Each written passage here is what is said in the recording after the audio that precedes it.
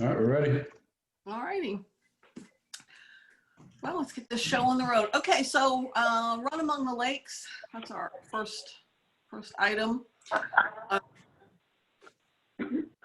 We have, I think, 645 people signed up as of today. I mean, people have been very good about it. We haven't had, we've given refunds when people have asked for them, but we haven't had a lot of requests. And only one sponsor dropped out. And Nora, can people still sign up? Because I'll sign up myself and my son. Yep. Yep. You can All right. still sign up.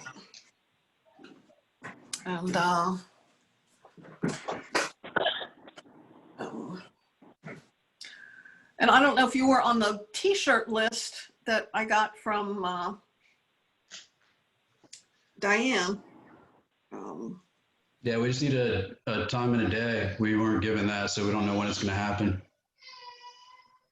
It is October 1st through the 15th. No, when are you going to take a picture of us with the t-shirts? Oh, as soon as we get the t-shirts, which they're supposed to be delivered on the 17th. Okay. So everything is running behind. Everybody blames everything on COVID. So whether that's true or not, I don't know. but everything is behind. Like the t-shirts, they can't get the t-shirts. They don't have staff. It's just endless. So, but they should be here the 17th, and then we will get the pictures. All of the sponsors are into doing the pictures. And I put this sort of concept of what all these banners are kind of going to look like, but they'll have pictures of actual people. So like the First Academy has 41 kids running. So they're going to have a big group of kids. And what we're going to be able to do is if people send us individual pictures, like if I get 40 pictures from First Academy, we're going to be able to take them and sort of Photoshop them all together, so it looks kind of like a group. Cool.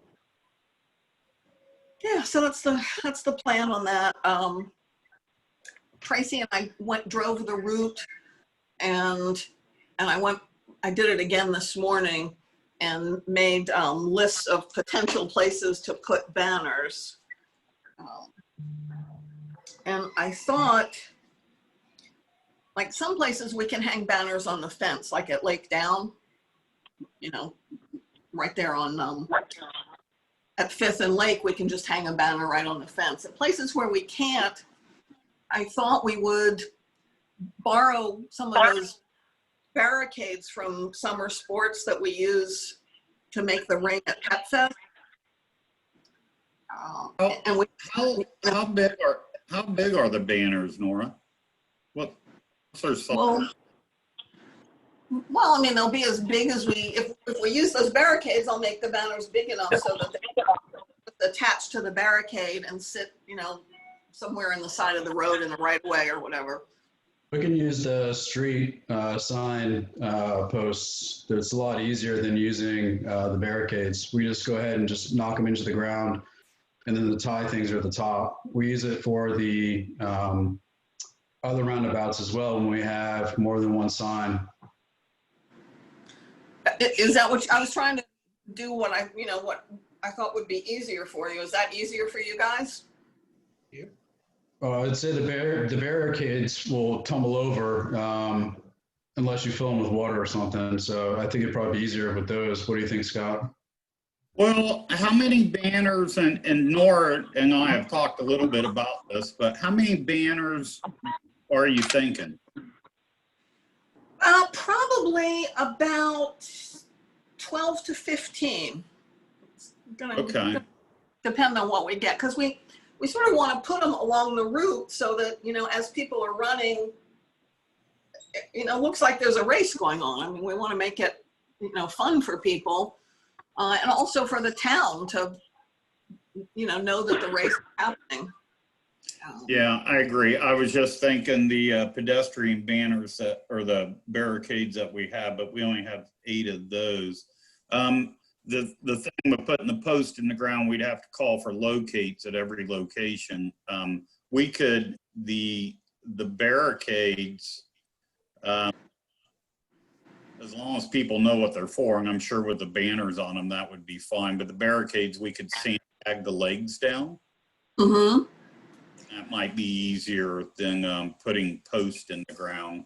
And Well, that's what I thought, but you can, because I know Fred, they're going to put up the start finish banner because it's going to be, a little bit, it's not going to be big and fancy as normal, but it'll be bigger than what we're doing. So I thought, we could ask them if we want to use those metal barricades, we could ask them to bring them that day, and then we just have to return them. But okay. if you want to think about it, Scott, and just let me know whatever you feel like is going to work best and be easiest for you guys. Right, because finding with us moving and everything, we're talking 24. I mean, we could get locates in, although I agree with you. I think the metal barricades would probably be just as easy, and we could sandbag the legs to keep them from blowing over, hopefully. Okay. They're going to catch wind. So, but I'll circle back around with you in a day or two. Okay. And we'll work that out. Okay, yeah, we got time on that. All right, that sounds good.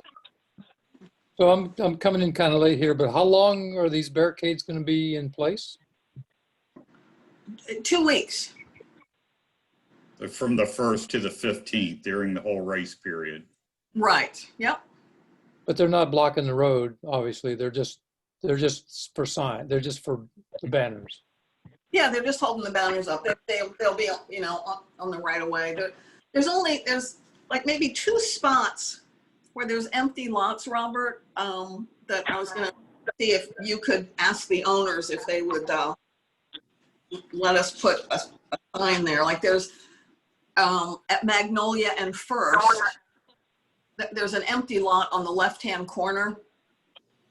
Behind UMC? Pardon? No, Oh, I know what you're talking about. yeah, in that curve. Yeah, where it curves around. But we could also, I think there's right of way on the right-hand corner that we could use as well. So Yeah, I'd rather use right away as much as possible because, I mean, then I'm going to have to get, those people aren't going to want to take on any liabilities or anything like that. Right. Call, hit them, so I'd rather just whatever we can do to place in the right of ways. okay, I think that'll be fine. We'll get together, Nora, and you and I can go look at, so we can decide whether there might be a location we can tie it off at this certain thing or put some posts, or maybe it would be a place we'd need a barricade. So Okay. we may use a combination of it. All right, that sounds good. So we have the packet pickup set. Hopefully some of the committee members are going to be able to help with that. We'll do it. We'll separate all the tables. Everybody will have masks. Summer Sports also has those clear plastic shields for the tables. So, we'll be separated when people come to pick the stuff up. Yeah, they've done a couple races, I think, during the pandemic, so I think they're pretty much all set. Yeah, they've done. I mean, that's the only kind of race you can do, and since they all like to eat every night, that they've done several virtual races. So yeah, so we should be all right with that. So we're kind of rolling along on the Run Among the Lakes. Any comments from anybody? What's going to be, like, what days will you need us for packet pass out? It's Wednesday the 30th, Thursday the 1st, and Friday the 2nd from 3 to 6. Okay. Nora, I was just going to comment, and glad to hear that we don't have a lot of refund requests. I was a little afraid of that. So, Yeah, well, we don't have to pay refunds because in the race waiver that everybody signs when they sign up, it specifically says there are no refunds. So if we had gotten a ton of refund requests, we could have just said no. But sure. you know, we got maybe 20 total, and you know, I just figured it's a lot easier to give 20 people back money and fight with them. So you know, if we gotten 200, it might be a different story. Right. So, and like I said, just one sponsor dropped out. So everybody else is very understanding. So that's nice. All right. So Halloween, I don't, it seems to me like it's unlikely we're going to be able to do a Halloween event. But Robert, what's your? I mean, we can't approve any special event that would bring more than 50 people to a public place. So, again, if it's on public property and it's town sponsored, we just can't do it, and we can't guarantee it, especially due to the fact that if nobody else is doing anything, it's going to attract outsiders to come in and participate in the Halloween program as well. So in the abundance of caution, I would just postpone it for this year. We're not going to be postponing trick-or-treating, I don't think. There's no way to control that. So kids will be able to do something. And if you want to maybe do something as far as like we did with the Easter Bunny or the graduation parade, we'll be more than happy to try to set something up with PD to where, because it's on a Saturday, we could drive around, throw out candy if the kids are in the driveway dressed up. That's something that we could also accommodate. Doug, what do you feel about that? So Robert, they would gather in their yard or their driveway, and we would throw candy, sort of like a Mardi Gras type. Yeah, you just throw a bag of candy, and the route's only 2 hours. Like we started at, I think, 11 o'clock, and we're done by 12:30. We have the route already done. I think it's just another added nice thing to do. Sure. It worked for those two events that we've already had.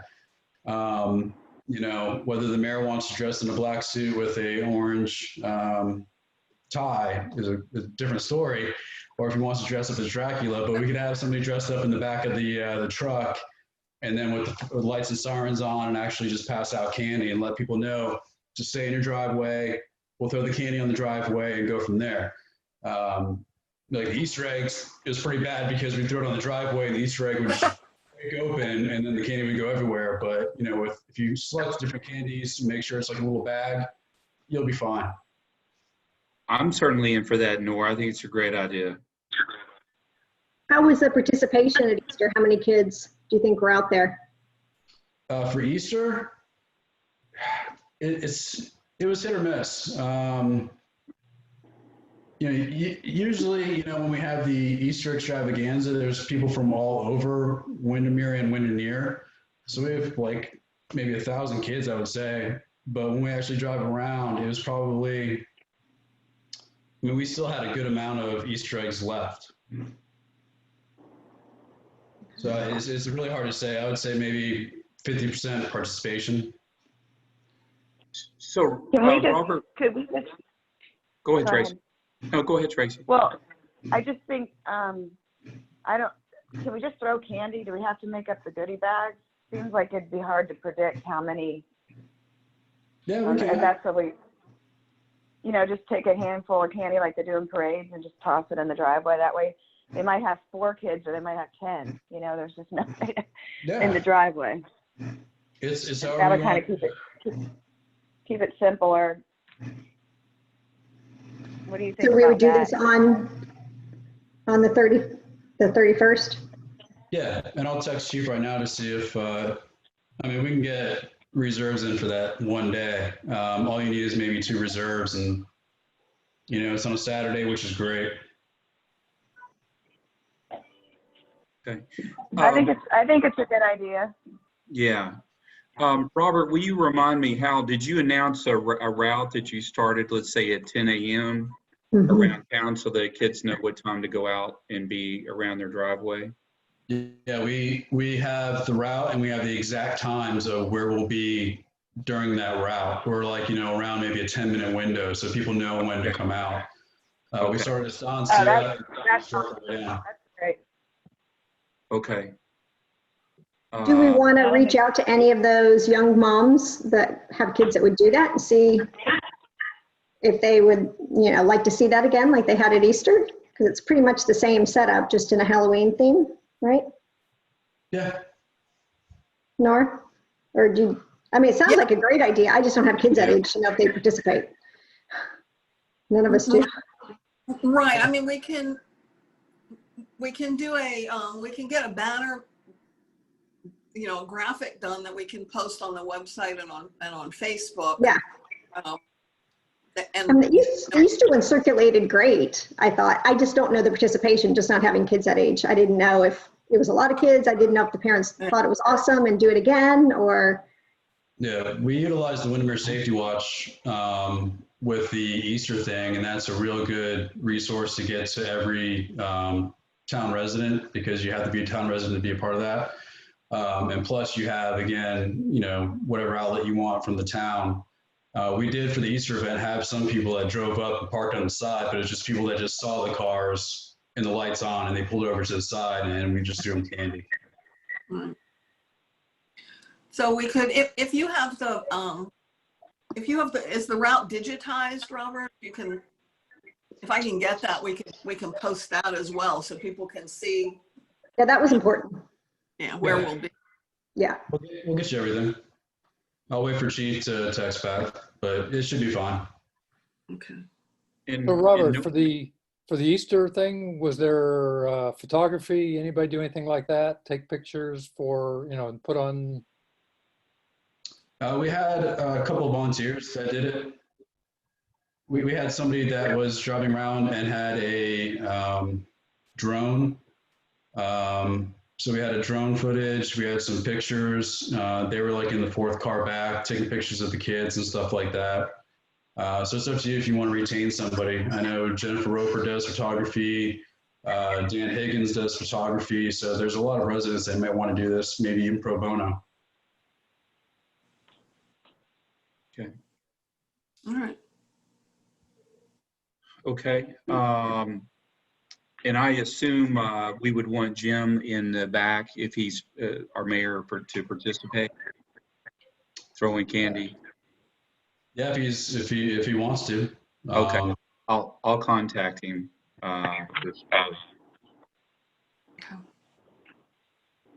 So how does this work? Did you? I didn't watch the Easter egg thing because I don't have any little kids anymore. Everybody is in their car driving around in a. No, okay. What you have is you have a lead police car, the SUV with its lights and sirens on, and then you would have, the one of the police trucks would be the second car, and that's where you would have all the candy and whoever's passing it out, whether it be, the mayor or somebody else. And then you'd have maybe another car being a photographer, and then a car after that being the follow car. And then you probably have 2 additional police cars going around, making sure they're blocking the intersections and making sure it's safe. So probably about 4 police cars, and then just whoever's going to be doing the photography. Okay, so if so is the mayor the only person that hands out candy then? No, you'd hit, because there's 2 sides and it's hard to hit both sides. So you'd have maybe the mayor and chief in the back of the car. Okay, so we don't need to do anything other than advertise this event? And package the candy. Well, it depends on if we package it or not. If you guys don't want to package it, we just need to get whatever you want us to order just so we can throw it out to everybody, make sure that we have enough. Right. We can't use the Easter egg candy because the minute that we went into the building B to go get those to move them into the new building, they had ants all over them. Well, I mean, Doug and Diane have the candy pretty well worked out for Halloween anyway, so. Well, we're going to need larger candy more than we normally, I think, and I'm talking out loud. Because some of that normal stuff's not going to fly in the air, so we're going to need a little bit, probably slightly different candy to use, which is no problem. Okay. Just a suggestion, I think it would be best if you had the little plastic bags and candy in there and tie them up. That way you've got the weight. They're individualized for each of the kids, so the kids aren't out there fighting over the candy. I just like the idea of, you know, individuals for the candy. Well, yeah, I mean, we could do that.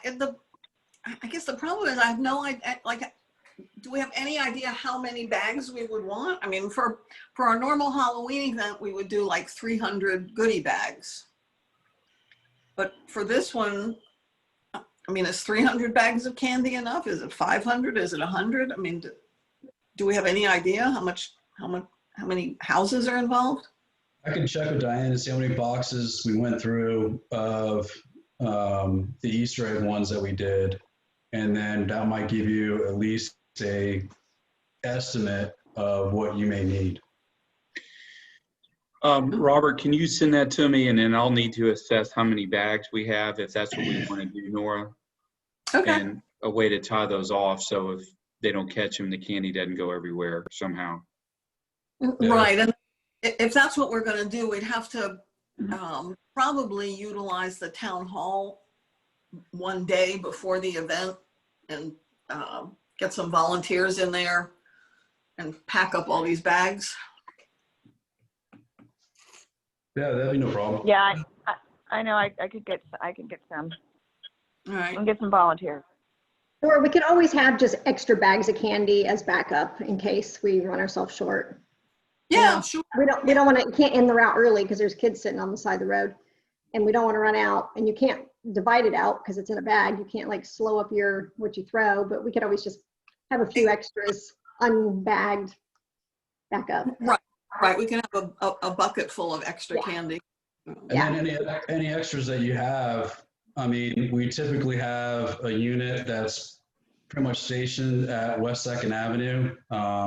And we can have maybe an officer hand it out if they're going to do pretty much their block party like they usually do. They will.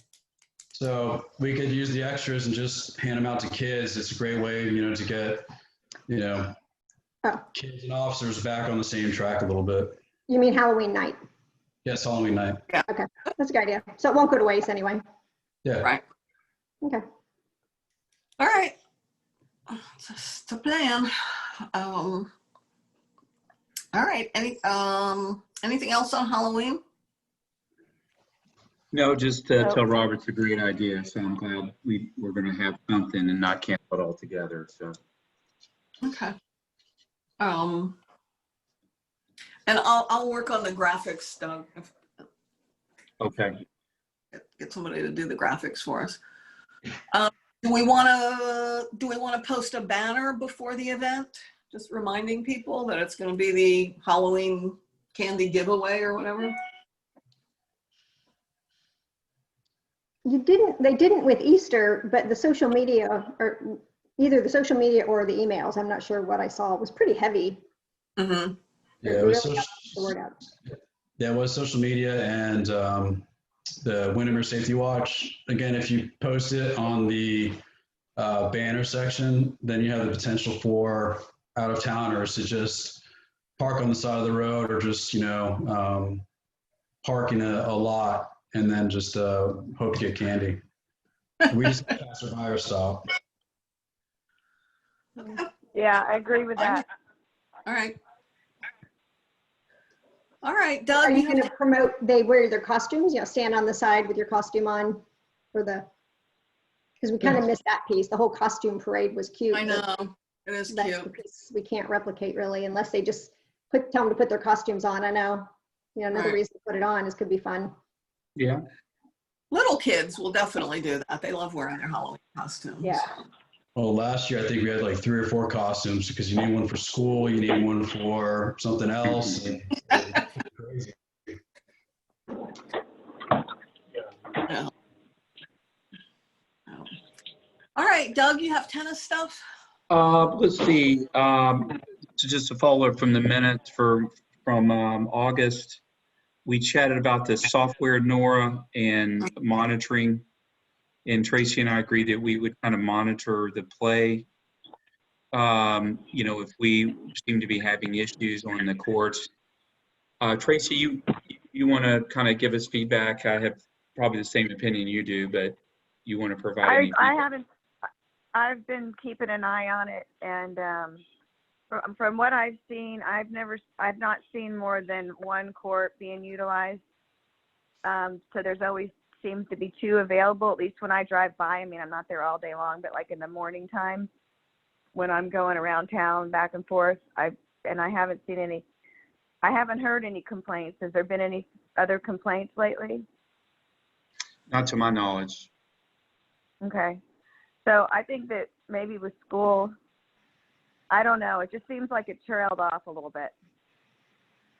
Yeah, I have the same thought you do, Tracy, trying to monitor it every day. The 2 areas that we have tennis, and definitely the play is down. That probably will pick up and, when we get in, it starts cooling off a little bit. But for now, it does seem to alleviate the need for immediate, acute need for some type of software. So we can obviously continue to monitor that. So, Nora, the other one was Dean O'Malley's team did come in and requested 6 sessions between this week and the end of December to use Windermere Rec Center for a USTA team play. And so just a formality, just wanted to mention that. And we've generally accepted that as long as she follows the rules. Right. That's on Fridays and 3 courts or 2 or 4 courts. Wednesdays, 2 courts. Those will be 2 in September. I don't have the dates in front of me. 3 in October, and I believe 1 in November, Tracy. Okay, so then that's her weight league team. So maybe she's got courts over at West Orange Country Club, and she's just using ours for backup courts. I know she paid, I think Diane mentioned, so she did pay for those times. And 2 courts, right? Yes. Sorry. Yeah. Okay. Yeah. Gotcha. Okay. That's all I had, Nora. Okay. If you guys haven't seen the chat box, I have talked to Mayor and I have talked to Chief, and there we go. Oh, awesome. Great. That's great. Cool. That'll be fun. I got to find out a costume for the mayor. You can borrow my devil costume. Yeah. All right. So then the Fernwood Charrettes are next week and the week after. So I will plan on being on both of them. So I guess we'll hear what people say. I'm hoping we get some other residents who come on that do not live next door to the park, so we can get some other opinions. But I guess we'll see what happens. Yeah, I mean, I have at least 3 comments, and then what I do is each recommendation I'll take and I'll put into a slide and do the pros and cons of each. So when people see, hey, okay, here's an idea. Is this something that, everybody in the group would, is this something that you would want us to look into, or is this something that is just dead in the water, you would never want to see, in this area, kind of stuff like that. So there's probably about 6 or 7 different ideas. I mean, most of them are pretty much jiving together as far as not only the boardwalk, but the gate location and no parking. So they're kind of the same idea, but just in different variations. So I think that's where a lot of the discussion is going to be. Separating Fernwood from Bird Island is going to be the big issue there. Now that Betsy is a lame duck commissioner, she's now acting more on Bird Island, and the incoming commissioner is a environmentalist. So I think that swim area is going to be very beneficial. But again, that's a BOCC issue that we've already recommended that we would recommend the BOCC approve that swim area while they're still working on the CWA to hopefully take care of the cancer as opposed to just what we're just doing at Fernwood. But still taking that in consideration of what measures have we taken at Fernwood to hopefully deter people from using that as a jump off point as much as we can legally.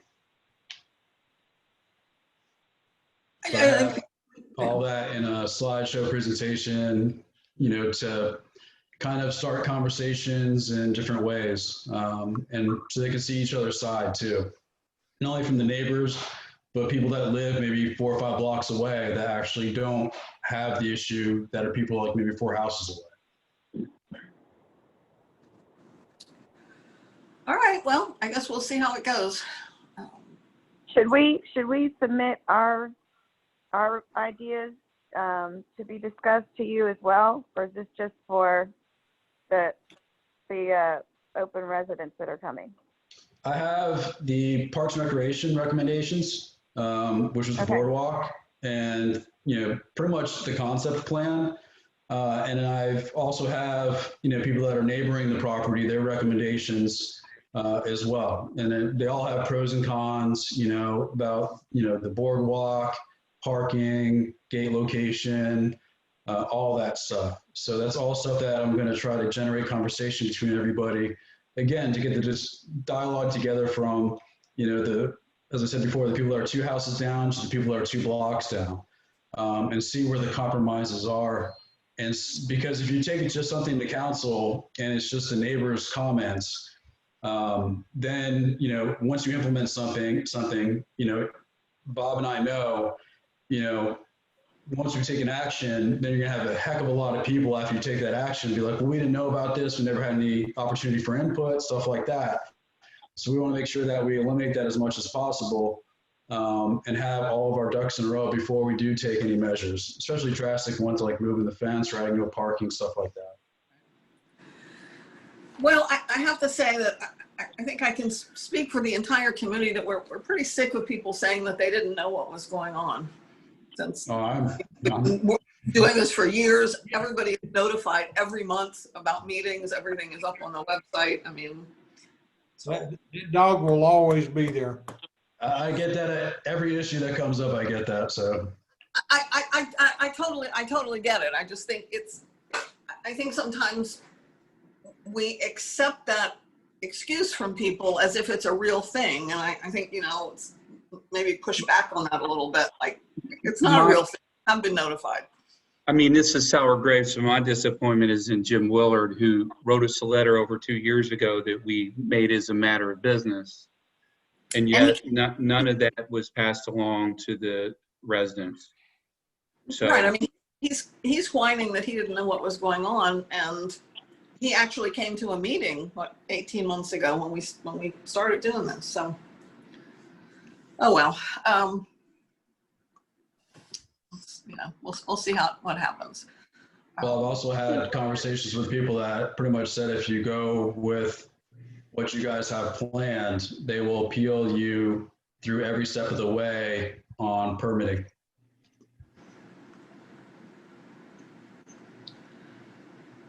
Well, I guess we'll see how it goes, and then the committee can decide what we want to do. I mean, we don't have to do this. We can pick up our marbles and work on another park if that's if we feel like it's too much aggravation. I mean, we're volunteers. So, believe me, that's the program too. Pardon? The fact that you guys are volunteers and raise money for the town, that's in the program as well. Robert, Yep. or Nora, I think moving forward though, we have to figure out what onus is on us in notifying any park improvements to surrounding neighbors. And I think any improvements in town now, is there a charrette for all of them? I mean, I read the minutes because I want to know, and I look for things that are impactful to me from meetings. So I'm aware and can jump in, and things that I think are going to impact me, I jump in more than others, but I take that upon myself. But if everybody's going to sit back and expect notifications on what might impact them, I don't know how we're going to handle that, you know. Well, I don't think they have notifications. I mean, that's what you do and what I do. Nor, there was door hangers on our doors. The town went around and put door hangers, not on my door, but on other, well, I guess I did get one, on the doors, you know, notifying about that. So is it just if there's controversy, or is it any improvement we do on a park? Do we need to check with the neighbors, or any improvement in town, or is the onus going to get back to them to keep track of it? If I may, the parks are for all the residents. Yes, the impact is to the immediate neighbors, but it concerns everybody in the town, and it's going to be impossible to have a charrette on everything that Parks and Rec decides to do with the parks. I agree. What we do, and believe me, I know this just as much, and Robert knows it just as much as everybody else. I send out an email listing everything that the town council is going to do. All of you are on that email. I know. That goes out to over 160 people. And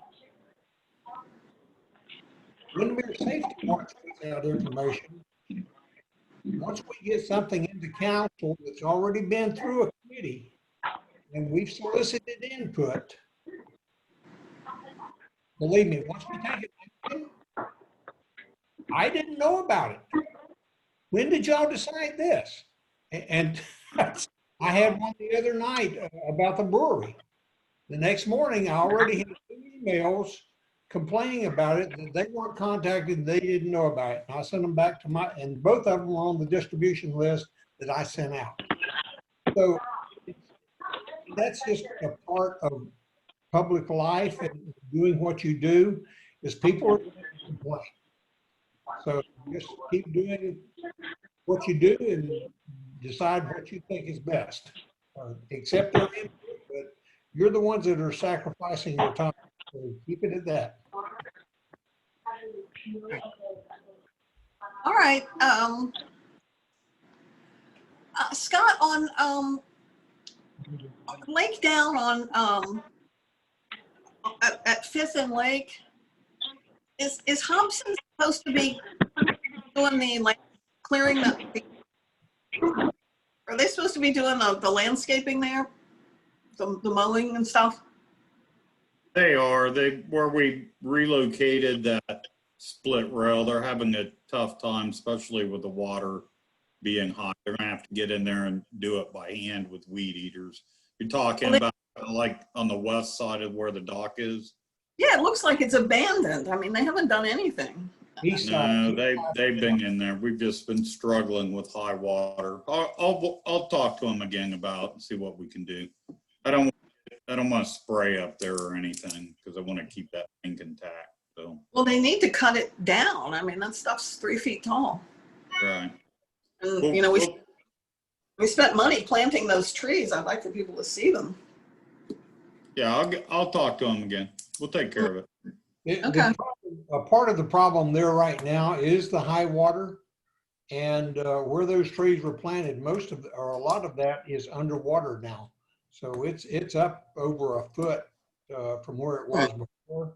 I drove by there the other day to take a look at it, and it's going to be tough for them to cut the weeds out in the lake. Along the edge they could with a weed eater, but it's still going to be a tough job. But well, I mean, that's what they get paid to do, right? Well, they don't get paid to go out in the water. So they'll get what's on land and as much, but I'll talk to them, and they've always worked well with us, so. Because there's weeds wrapped around the fence. There's weeds that are climbing Yeah, over the fence. That it looks terrible. right. We'll get them to get something done there. Thank you. You're welcome. All right. Frank, you have something on that kayak storage? No, I don't. Sorry, but I'll talk to George Polker and see if he's got any more info. I do have, as I mentioned before, I've got the Criswell plaque. And Scott, whenever you're ready, I'll bring it to you. And I also have the plaque that Bill had for his wife. I took it off the bench. It's falling Okay. apart. Yeah, I know Travis and I talked about that the other day, so. So whenever you're ready, I'll bring it to you. Okie doke. And I appreciate you doing that. I would do it. It's our pleasure. I'm a little puzzled about the attachment mechanism for this plaque. So hopefully your guys have seen this before. Oh, they can figure anything out. If they need, they just get a bigger drill. Okay. Or If not, I've got some really, really good bonding agent and glue. So it Liquid may nails. definitely happen. We may go that route. Okay, that would probably work. Yeah, remember that big granite brick bench we built behind Town Hall? I had to find some super glue. So either way, we'll get her done. We'll Okay, so should I bring it? Week. Should I bring it? Just let me know when to bring it. Sure, I'll touch base with you next week. You're in town all week? I don't go anywhere, Scott. Oh, come on. I hear about these fancy vacations you got. Park people. Right, you can drop them off at Tropics town. somewhere. You can drop them off at town admin anytime, and I'll put it in Scott's box. Okay, I'll bring it. Frank, I just figured Frank wanted to be, well, I think last time Frank and I talked, he wanted to be out there when we did it. Okay. Frank, will you remind me where those are installed? They're going to be on the dock on the pier at 4th Avenue. Okay. Lake Down dock. Okay. Had that bench built at the end there on the Okay.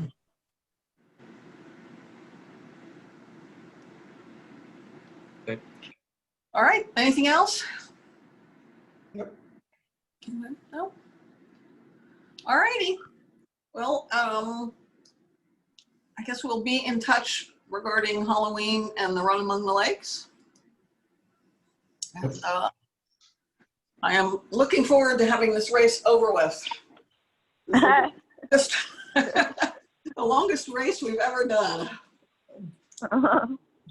So well, you're making it fun, so at least it'll keep people interested for next year. Yeah, I hope so. You do it. Yeah. just a quick reminder, we'll be rekeying the locks here in a couple weeks at the tennis courts and the boat ramp. So remind everybody to go see Diane. And we'll have the update. For that. I'm sorry, say that again? We have the new documents about your ID key and penalties going with that. Yes, ma'am. Everything is in Diane's capable hands. Awesome. All righty. I guess that's it then. Thanks, everybody. Thanks, Nora. Thanks, guys. Thank you. Thank, Good night. thank you. Oh, you know what? We forgot the minutes. Oh, approval of the minutes. Yeah, forgot the minutes. Is everybody still here? Yep. Yes. Okay. Yeah. Can we get a motion? Nora, Sherry was emailing me. She had trouble getting on. She had computer issues, so she apologizes. Okay. Yeah, I have to use my iPad because Zoom doesn't like the Catalina operating system on my iMac, so Okay. it can be kind of twitchy. And Nora, nobody's ever corrected me. Leisha doesn't have an I and Sherry only has one R. So I just go with it. I'm just used to it. I'm embarrassed. No, please. Oh, yeah. I'm okay. All right, do we have a motion to approve the minutes? I think we have minutes for July and August. Motion to approve. Second, Doug, you go Aye. first? Aye. Aye. Aye. aye. All righty, unanimously approved. All righty, I think that's it then, everybody. Okay, Okay, thanks. have a All right, great have a night. good night. Okay. Bye. Bye. Bye-bye.